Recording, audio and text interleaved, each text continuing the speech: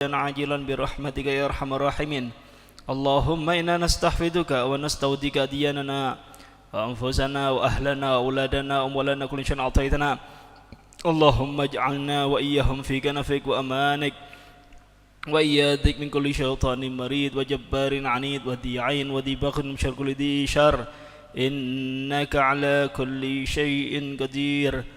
اللهم جملنا بالعافية والسلامة وحققنا بالتقوى والاستقامة وأعذنا من موجبات الندامة في الحال والمآل إنك سميع الدعاء. اللهم اغفر لنا ولوالدينا وأولادنا ومشايخنا وإخوان في الدين ولمن أحبنا فيك ولمن أحسن إلينا والمسلمين والمسلمات والمؤمنين والمؤمنات يا أرحم الراحمين.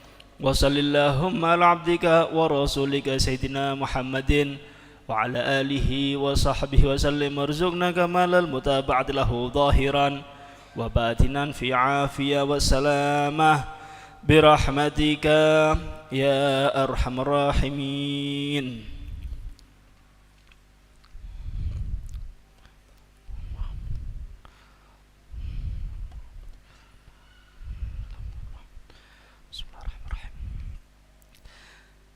Assalamualaikum warahmatullahi wabarakatuh. Bismillahirrahmanirrahim. Alhamdulillahi rabbil alamin wa bihi nasta'in ala umuri dunya waddin. Wa sallallahu wa sallam ala sayyidina Muhammadin خاتم النبيين وعلى آله وصحبه أجمعين ولا حول ولا قوة إلا بالله العلي العظيم. سبحانك لا علم لنا إلا ما علمتنا إنك أنت العليم الحكيم. رب اشرح لي صدري ويسر لي أمري واحلل عقدة من لساني يفقه قولي آمين.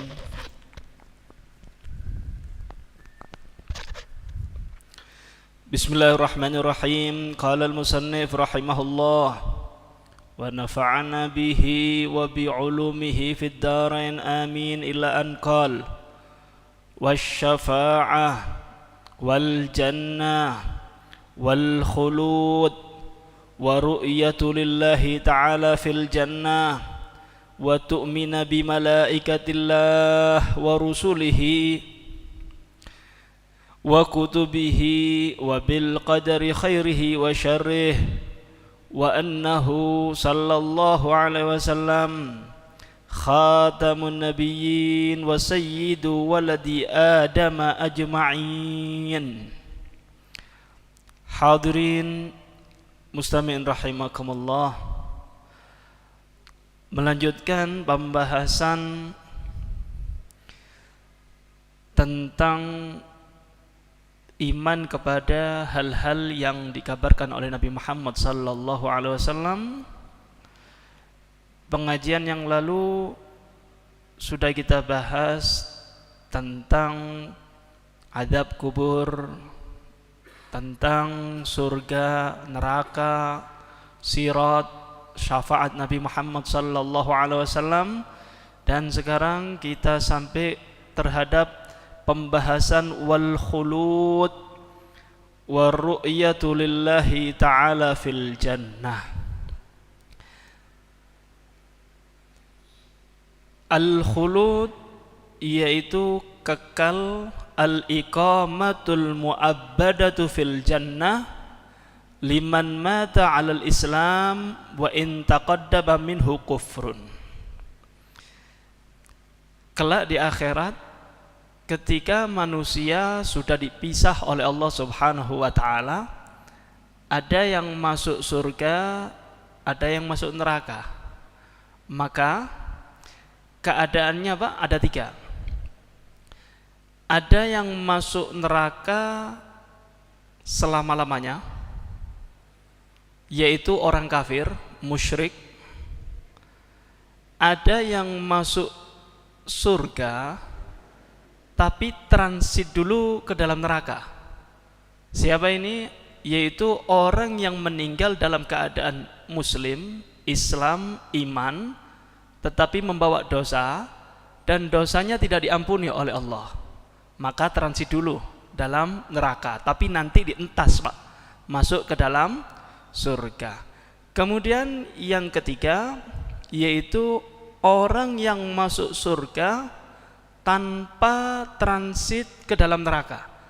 Siapa itu? Orang yang meninggal dunia dalam keadaan iman kepada Allah, bawa dosa, tapi dosanya diampuni oleh Allah Subhanahu wa ta'ala. Mudah-mudahan kita semua termasuk orang yang ketiga. Nggih, kita semua ya alhamdulillah menjadi orang yang beriman kepada Allah, dan kita Pak enggak mungkin lepas daripada dosa, enggak mungkin lepas daripada maksiat. Harapan kita adalah ampunan Allah Subhanahu wa ta'ala. Tinggal sekarang kita nggih, kita pertahankan iman, jangan sampai ugal-ugalan urip di dunia.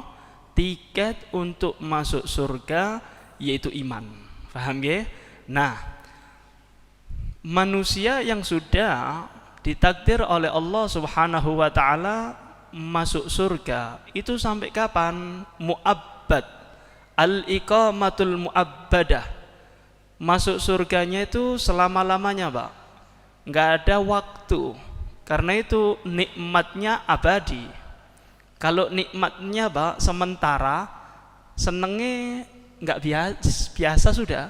Jenengan saya ajak masuk mall, monggo Pak, jenengan ke mall ya, saya belikan semua yang jenengan inginkan, monggo.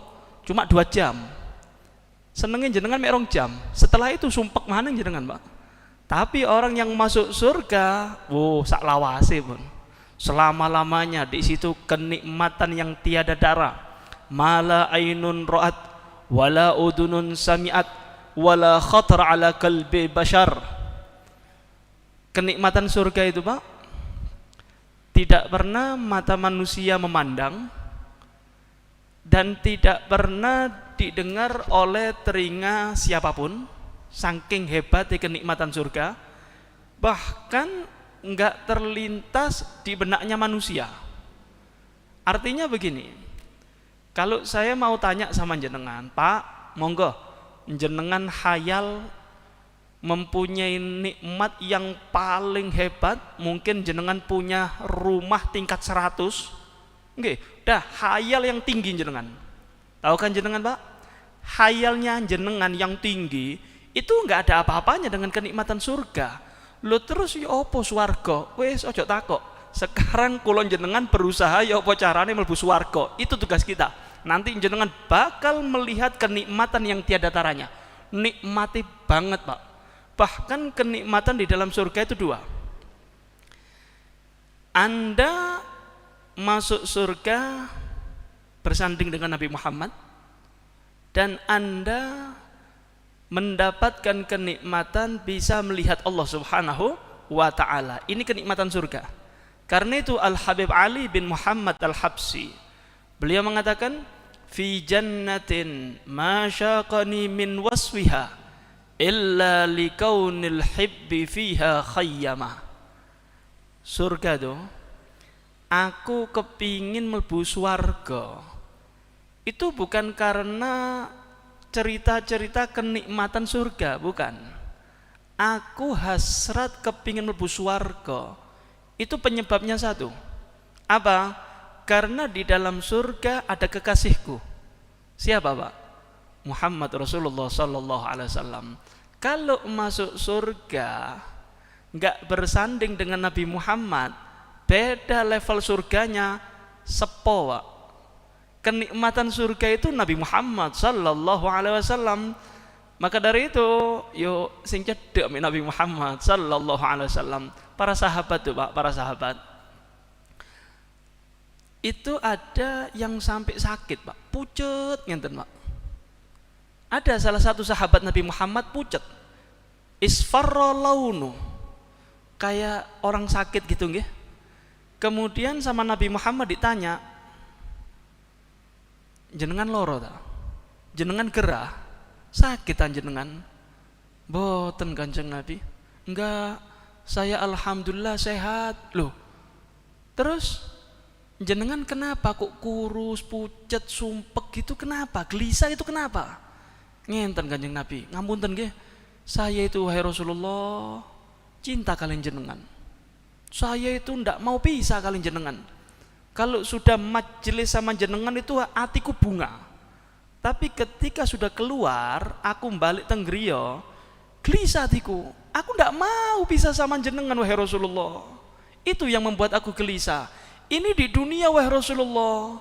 Yang aku pikirkan nasibku nanti di akhirat. Kalaupun saya masuk surga, ya Anda lebih tinggi derajatnya wahai Rasulullah. Benten swargane. Oh ngenten nggih. Terus jenengan minta apa? Sama saya minta apa jenengan?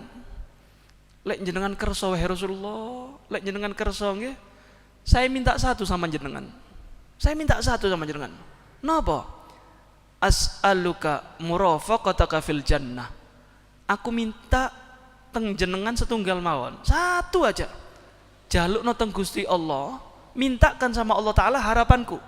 Aku kepingin cedek kali jenengan dunia akhirat. Aku enggak mau berpisah dengan jenengan sampai di akhirat. Masuk surga aku kepingin kali jenengan. Allahumma sholli ala Muhammad. Ya Allah, enggak mau bisa Pak. Enggak mau bisa dengan Nabi Muhammad sallallahu alaihi wasallam. Lalu bagaimana jawabannya Nabi Muhammad? Iki permintaan luar biasa ini Pak. Minta masuk surga, mlebu swargane ndak ecek-ecek, cedek kan Nabi Muhammad. Loh, ini otomatis surga yang paling tinggi Pak. Bagaimana jawabannya Nabi Muhammad? A'inni bikasrati sujud. Sahabat, pun ngenten mawon nggih. Tulungan aku, bantu aku untuk mewujudkan cita-citamu. Tulungan aku di dunya sing akeh-akeh sujud teng Gusti Allah, yang taat kepada Allah.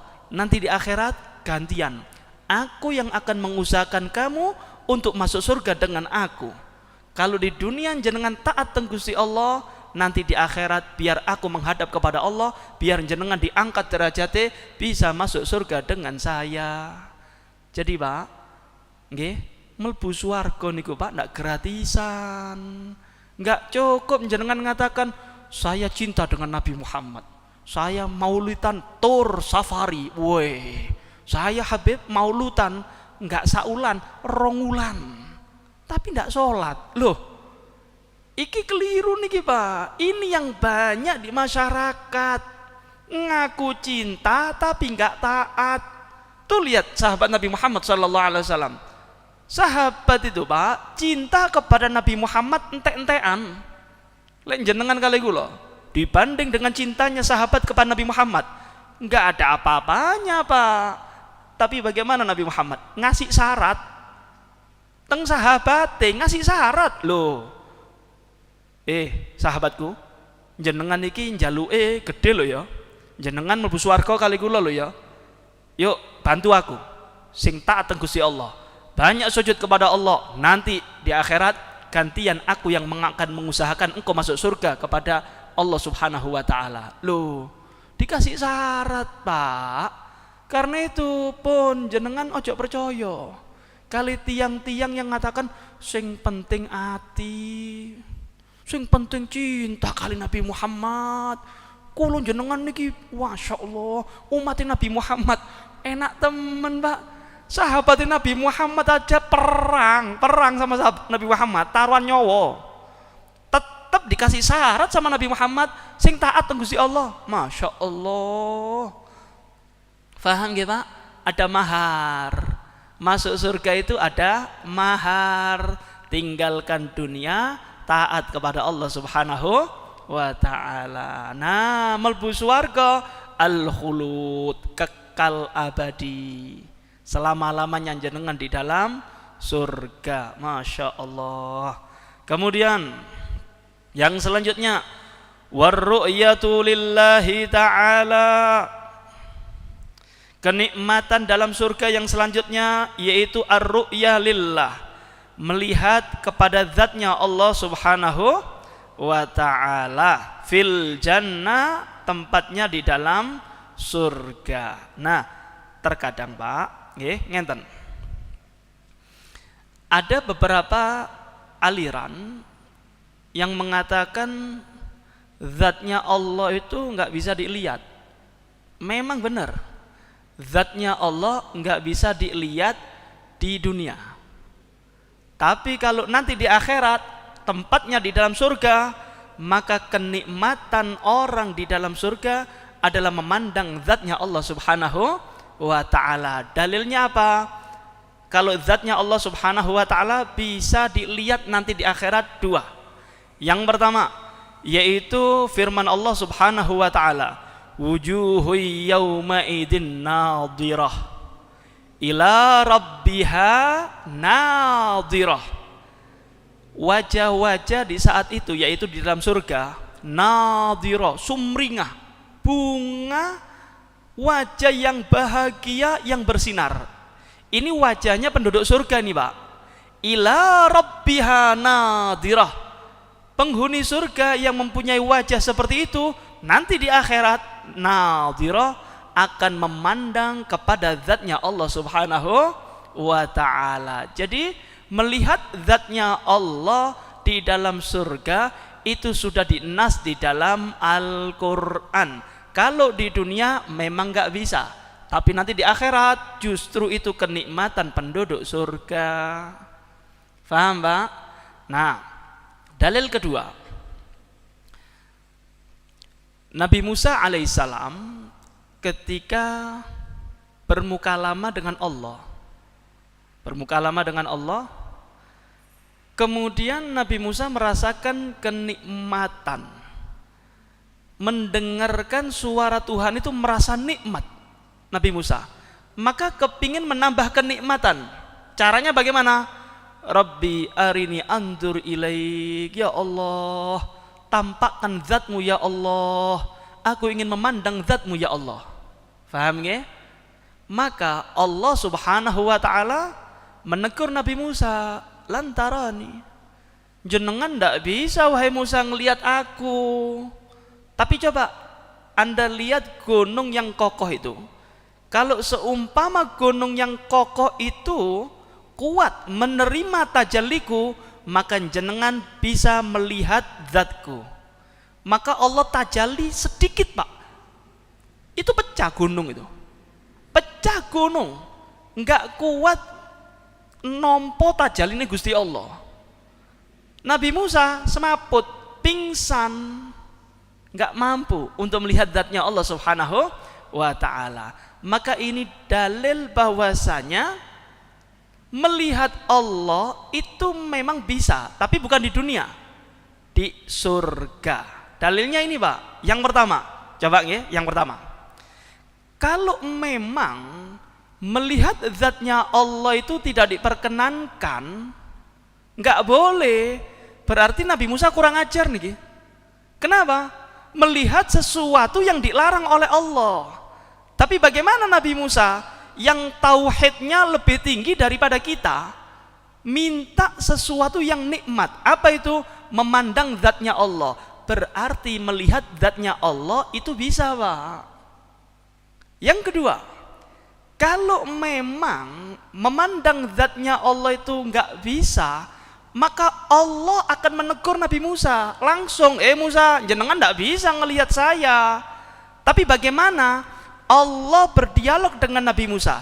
Musa, delok nih, lihat gunung dulu. Kalau gunungnya kokoh, jenengan bisa ngelihat aku. Loh, ini kan sesuatu yang mungkin bisa dilihat. Apa dalilnya? Ini Allah subhanahu wa ta'ala mengkaitkan melihat zatnya Allah dengan sesuatu yang mungkin tapi tidak kuat. Akhirnya apa? Enggak mampu melihat zatnya Allah. Kalau memang melihat zatnya Allah tidak diperkenankan oleh Allah, yang pertama, Nabi Musa sudah kurang ajar. Yang kedua, Nabi Musa pasti langsung ditegur oleh Allah. Loh Musa, enggak boleh ngelihat zatku Musa, enggak boleh. Tapi Allah enggak negur Nabi Musa, justru mengkaitkan kepada gunung. Kalau kokoh, seumpamanya kokoh, berarti ngelihat kan zatnya Allah, tapi takdir Allah ternyata lebur itu gunung, Nabi Musa pingsan. Berarti ini dalil melihat Allah itu bisa, cuma bukan di dunia. Melihat Allah itu bisa nanti di akhirat, tempatnya di dalam surga. Faham, Pak? Ojo bingung ya. Nah, ini kadang orang-orang sebelah ini gak bisa ngelihat zatnya Allah. Iku kurang ajar. Kurang piknik jenengan. Nggih, kopi ini kurang kental. Belajar itu bukan di Google, moco kitab. Paham, Pak? Nah, itu kenikmatan surga, Pak. 6. Kemudian yang selanjutnya, Masya Allah, yang selanjutnya Pak, yaitu wa tu'mina bimalaikatillah. Wajib juga bagi kita untuk beriman kepada malaikat-malaikatnya Allah. Allah Subhanahu wa ta'ala itu mempunyai makhluk banyak, bukan hanya manusia, jin, setan, itu makhluknya Allah. Malaikat itu makhluknya Allah, dan kita diwajibkan iman kepada makhluk yang bernama malaikat. Apa itu malaikat? Nah, ngeten. Definisi malaikat, pengertian atau ta'rifnya malaikat, dikatakan oleh para ulama, wal malaikatu ajsamun latifatun nuraniyatun tadharu fi suwarin syarifatin mukhtalifah wa taqwa ala af'alin syaqqah. Malaikat yaitu jisim seperti kita, ada bentuknya tapi yang lembut. Arti lembut itu Pak, tidak bisa dipandang oleh kasat mata. Terbuat benten kali menungso, nuroniyah, diciptakan oleh Allah dari cahaya. Dari cahaya. Maka dari itu Pak, kalau jenengan ngelihat hadis-hadis yang menjelaskan tentang kehebatan majelis dzikir, majelis taklim, yang di situ ribuan malaikat hadir, kan ngoten nggih? Orang majelis dzikir akan diliputi oleh malaikat. Ojo bingung. Terkadang ada orang yang mengatakan desel-deselan ya, Beb. Loh, bukan, Pak. Itu kalau kita. Kalau malaikat itu terbuat daripada cahaya. Cahaya itu, Pak, enggak ono ceritanya desel-deselan. Tambah numpuk itu cahaya tambah terang. Paham nggih? Enggak ono ceritane, waduh malaikatnya desel-deselan sampai embong iki. Bukan. Kalau manusia terbuat daripada anggota tubuh, terbuat jisim, ada posturnya, ada bentuknya. Tapi kalau malaikat nuroniyah terbuat dari cahaya. Ini cahaya nih, Pak. Nggih, lampu-lampu nih. Kalau jenengan tambahi lampu, numpuk semua di sini. Tapi hasilnya bagaimana? Tambah terang. Itu malaikat nuroniyah, cahaya. Kemudian ini yang paling menarik, malaikat itu Pak, kalau mau menampakkan wujudnya, maka menampakkan dengan bentuk gambar postur manusia laki-laki, tapi syarifah. Syarifah itu mulia, normal, benten kali jin.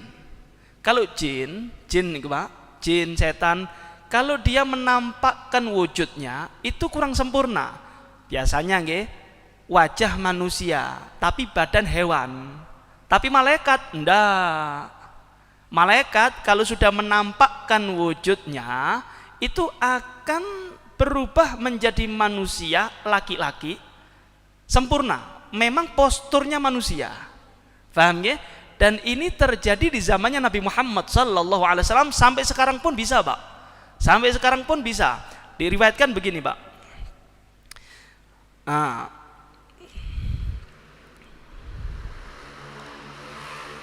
Diriwayatkan di dalam kitab Al-Isaba fi Tamyizis Sahaba, malaikat Jibril itu kan sering datang kepada Nabi Muhammad sallallahu alaihi wasallam, dan perlu Anda ketahui ketika malaikat Jibril mendatangi Nabi itu bukan dengan gambar aslinya. Menampakkan gambar asli, wujud asli kepada Nabi Muhammad itu ada riwayat hanya 2 kali. Selain itu benten. Selain itu malaikat Jibril datang kepada Nabi Muhammad berbentuk manusia, laki-laki, dan wajahnya itu kana Jibril ya'tini ala surati Dihya al-Kalbi.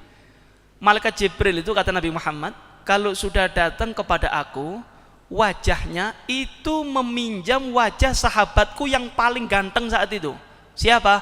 Dihya al-Kalbi.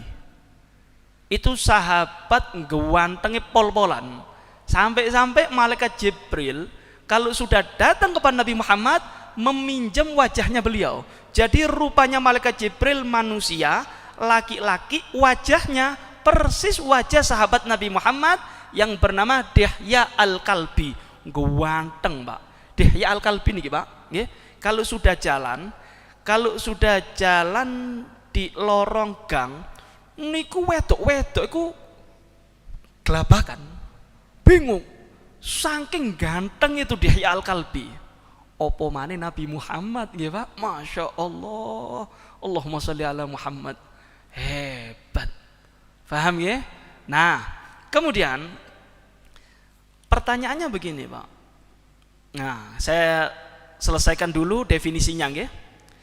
Kemudian definisi malaikat. Hum ibadun mukramun yuwadibuna 'ala ta'ah wal ibadah. Malaikat itu hamba Allah yang mulia, selalu taat kepada Allah, enggak pernah maksiat. Memang malaikat nggih, Pak, diciptakan oleh Allah Subhanahu wa taala tanpa nafsu, selalu taat kepada Allah. Paham nggih? Sampai diriwayatkan Allah itu mempunyai malaikat yang diciptakan oleh Allah mulai awal penciptaan, ya. Mulai awal penciptaan ada yang sujud, ada yang ruku, persis dengan gerakan sholat. Persis dengan gerakan sholat.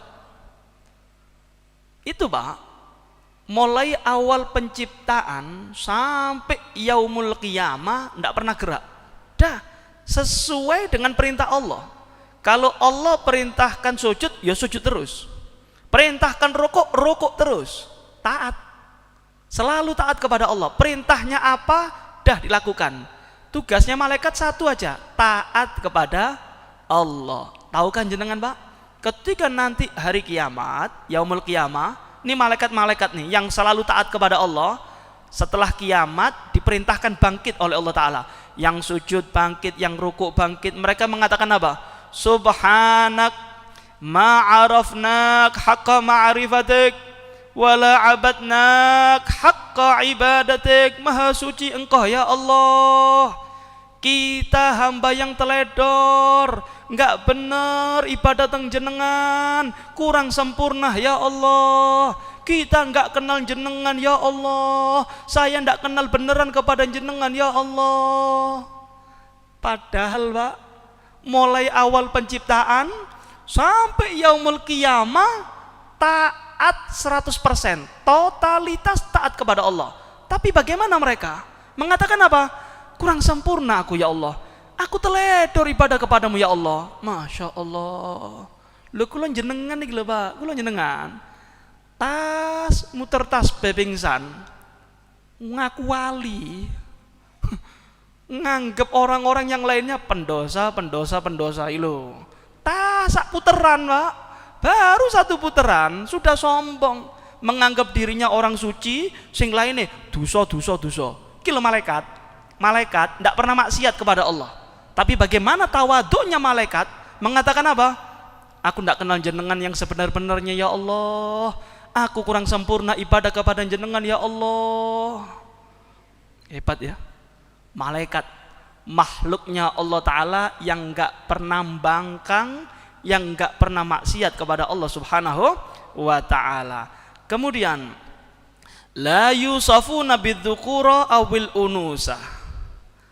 Malaikat tuh Pak enggak disifati seperti manusia punya jenis kelamin. Malaikat niku ya napa beb ya lanang apa wedok? Ndak bisa, ndak ada. Cuma ketika berubah wujud menjadi manusia, jadi laki, mulia. Paham ya?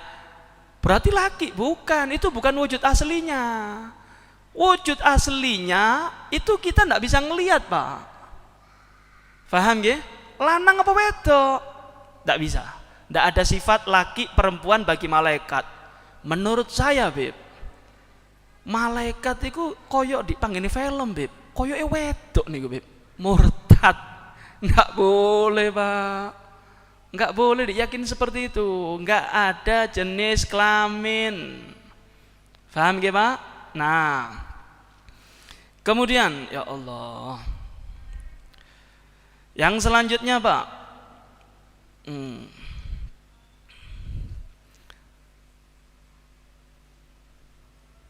Habib, apakah malaikat itu bisa dilihat? Bisa. Malaikat itu bisa dilihat, cuma bukan bentuk aslinya.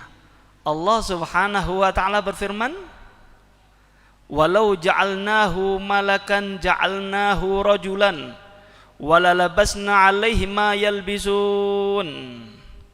Kalau seandainya malaikat itu berubah wujud menjadi manusia, maka menjadi laki. Untuk apa malaikat itu berubah wujud menjadi manusia? Liyatamakkanu min ru'yatihi, agar manusia ini mampu untuk melihat malaikat.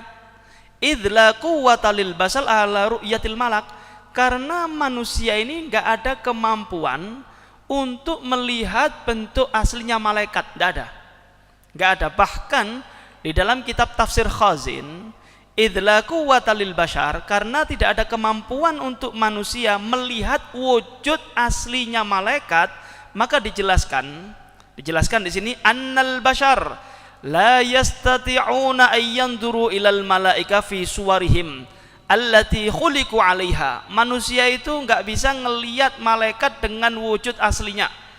Walau nadhara ilal malak nadhirun la sa'iqa inda ru'yati. Kalau seandainya ada manusia ditakdir sama Allah taala ngelihat malaikat dengan wujud aslinya, semaput mati, Pak. Enggak mampu. Karena itu kalau malaikat ingin menampakkan wujudnya, maka harus berubah menjadi manusia.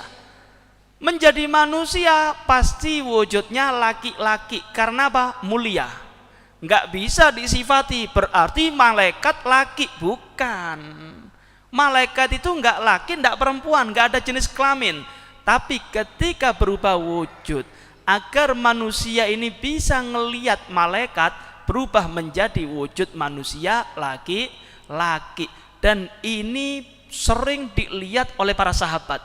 Jadi jenengan jangan mengatakan enggak mungkin. Gila Pak, zaman sekarang nih Pak, Masya Allah, goblok komentar, greget no kan.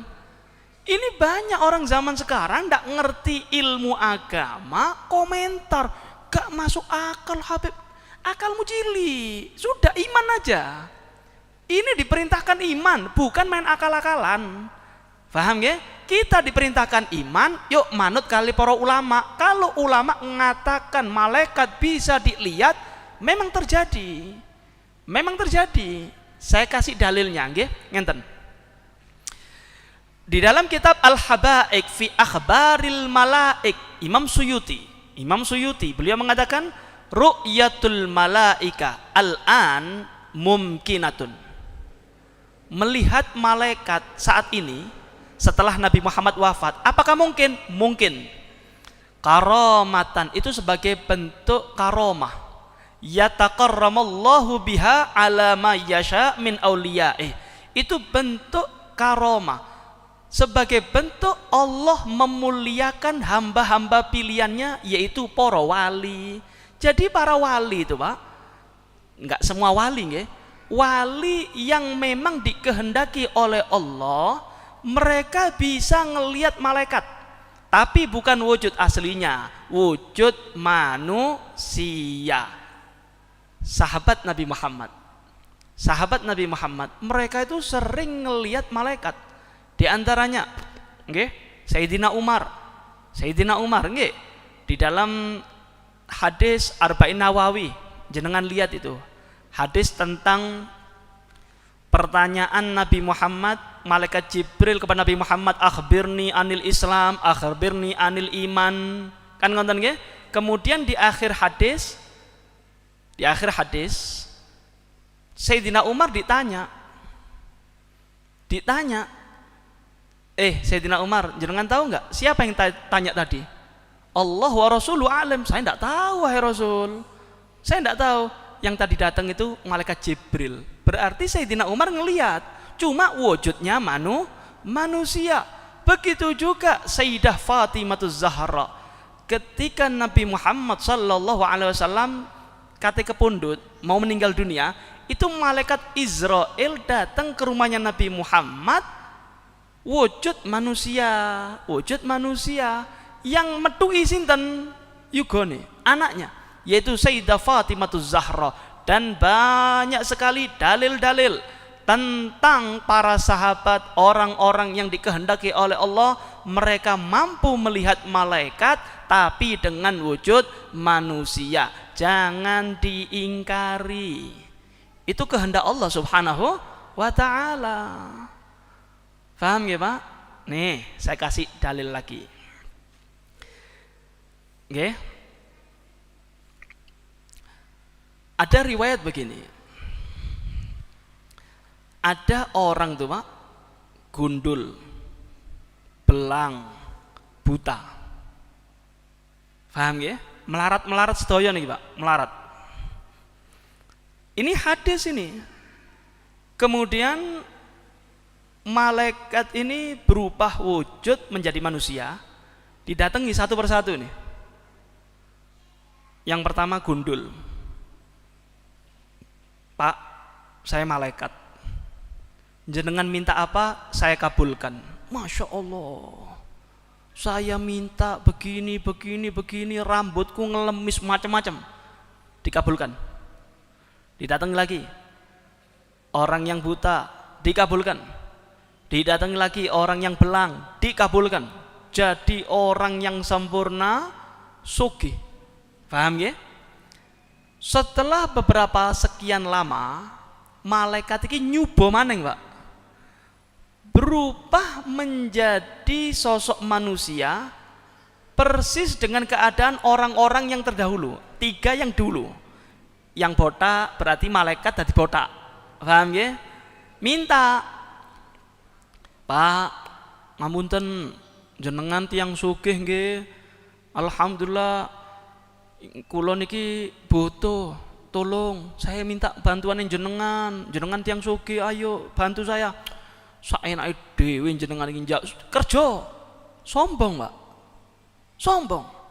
Akhirnya malaikat ini ndak paham ini orang gondol nih. Pak, ojo ngono Pak, jenengan ndak eling tak biyen gondol ngono jenengan. Oh, kurang ajar jenengan ya, wis melarat ngilokno. Saya itu keturunan orang-orang yang kelemis-kelemis rambutnya. Pun ngenten jenengan nggih, lek wis sugih berubah, pun jenengan tak duakno balik malih kaya biyen. Langsung balik Pak. Kemudian kepada orang yang buta, begitu juga malaikat berubah menjadi mirip dia terdahulu, sama. Ternyata tergiur, lupa, terfitnah dengan dunia. Akhirnya didoakan oleh malaikat, pun mudah-mudahan jenengan balik koyok biyen. Balik maneng. Yang ketiga, Pak, niki yang belang niki nggih. Pak, kula nyuwun binatange nggih, jenengan kan pun sugih, duwe sapi atusan, duwe wedhus ewonan, saya bisa enggak minta hewanin jenengan? Saya ini butuh. Masya Allah, Dilihat orang ini belang kayak dia dulu. Jenengan koyo aku biyen, jenengan butuh nggih. Monggo jenengan nang kandang. Ambil aja semau jenengan. Karena pernah merasakan nggih, Pak.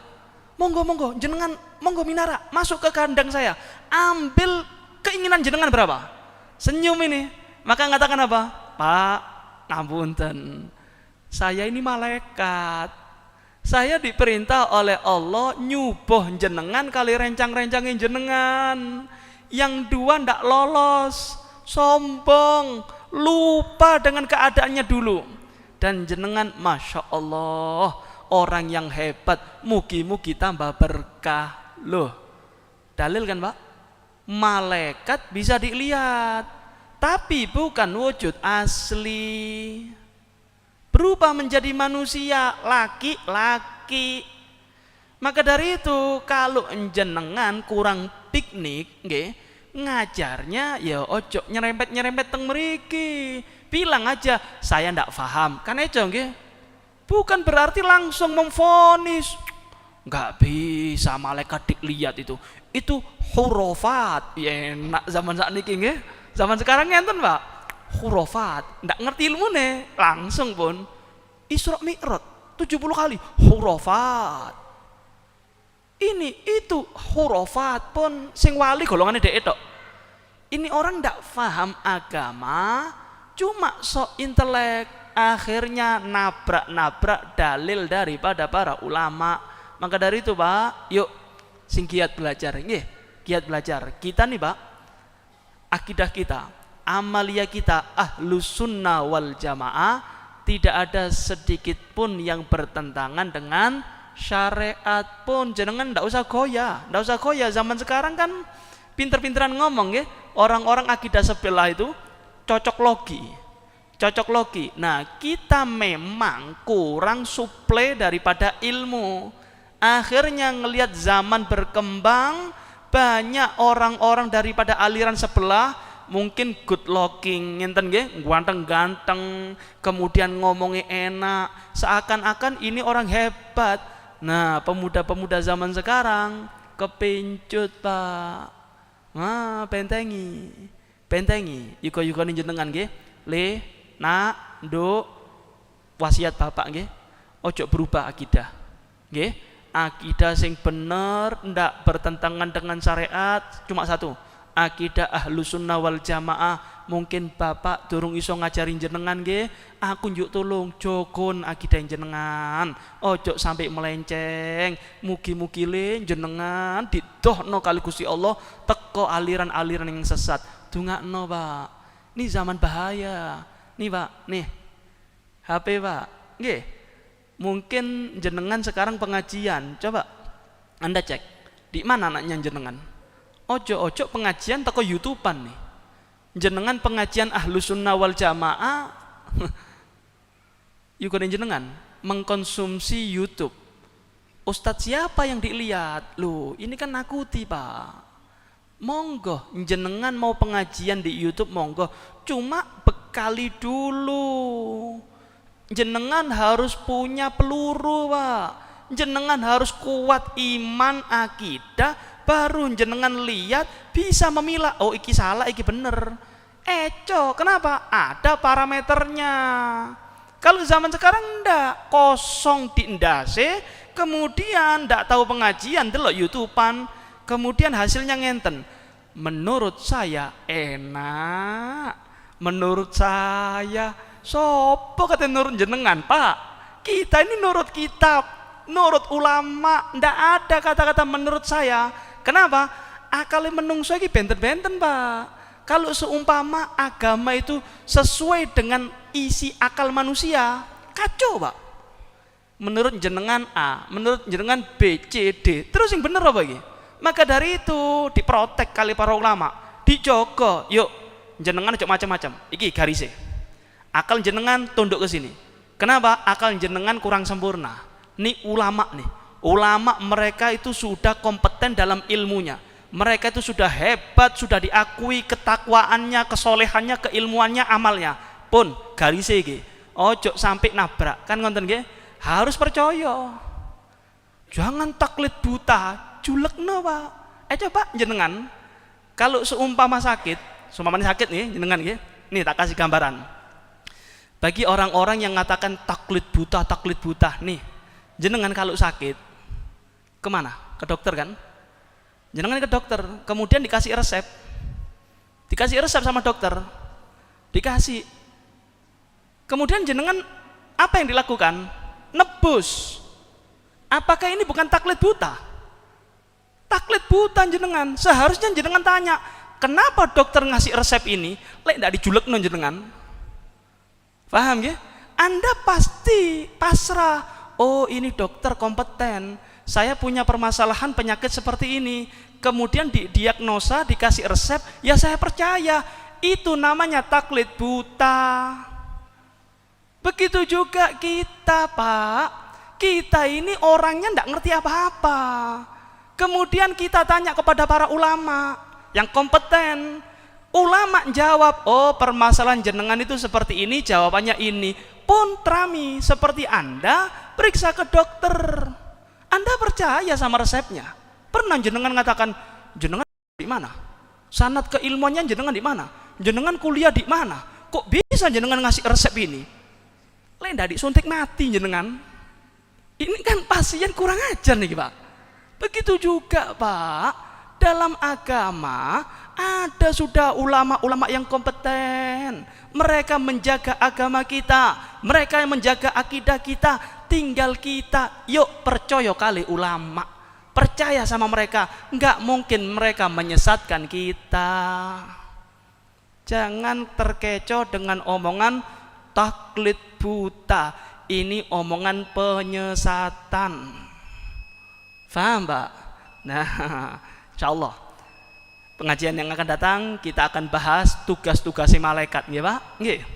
Jenengan hafal malaikat. Waduh, saya iki sing hafal Barcelona, Real Madrid. Nah, iki hafal iki. Malaikat, waduh, mboten semerap kula niki. Lho, nanti kita bahas nggih.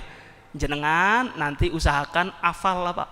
Hafal, oh niki malaikat Jibril nyampaikan wahyu, oh ini nanti ajarkan kepada anak biar imannya kuat. Nggih, insyaallah di pertemuan lagi kita akan membahas tugas-tugasnya malaikat. Mudah-mudahan kajian kali ini menjadi ilmu yang manfaat, nambah kekuatan iman kita, dan insyaallah kita semua diaku sebagai umat Nabi Muhammad sallallahu alaihi wasallam. Amin ya rabbal alamin. Wa hada minni, wassalamualaikum warahmatullahi wabarakatuh. Al-Fatihah bil qabul wa tamamil kulli sulul hadrasul Muhammadin sallallahu alaihi wasallam. Al-Fatihah.